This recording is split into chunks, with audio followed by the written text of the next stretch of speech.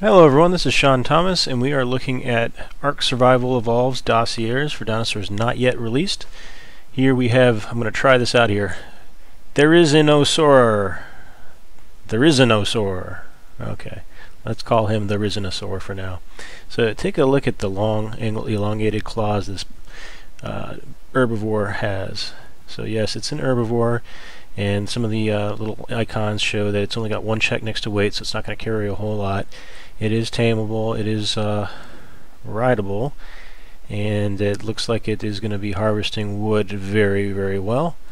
Also, it's going to be a very helpful dino to use against armored dinos, as the claws are supposed to have a armor piercing effect, and you'll also be able to collect quite a bit as far as hides, furs, chitons, according to the dossier here. So this is all speculation and theory craft as we move into the dossier here, but at this point I'm looking at this as probably being a little bit more mobile for collection.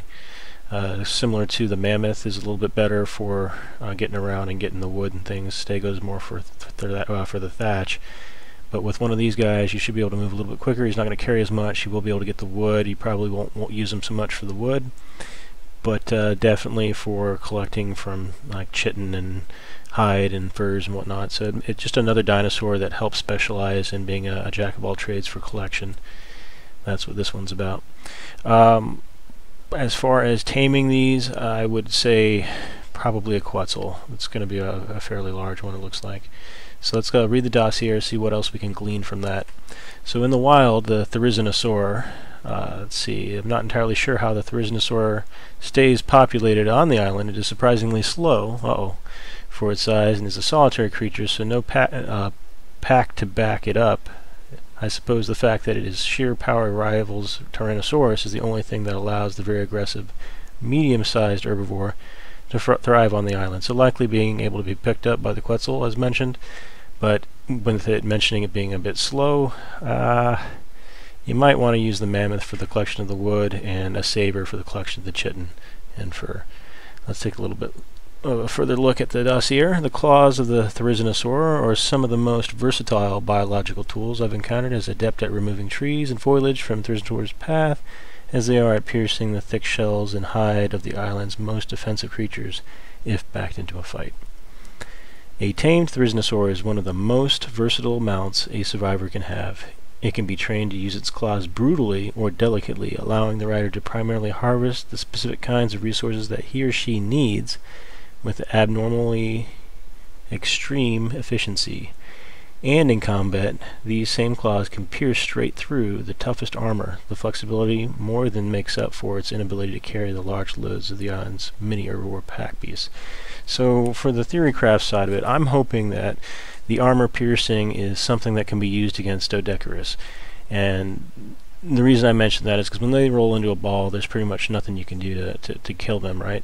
It's very, very difficult to knock out a Doedicurus after it's gone ball.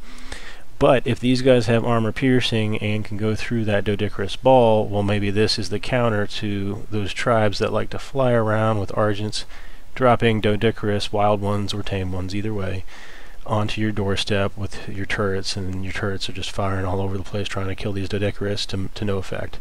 So if you got these guys on aggressive inside your base, a Doedicurus gets dropped in there, then perhaps these are the solution for wiping that out and saving you some turret ammo.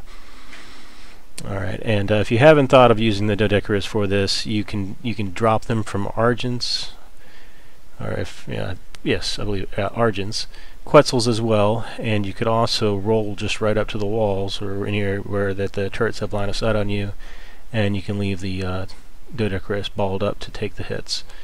That'll deplete the turrets, and you'll be free to move in and do what you will to that base. Well, I hope this has been helpful. If it has, please mash that like button. Please subscribe. It's free to do these things, and it helps me out greatly. I appreciate you watching. This is the Therizinosaur. My name is Sean Thomas, and I will catch you next time.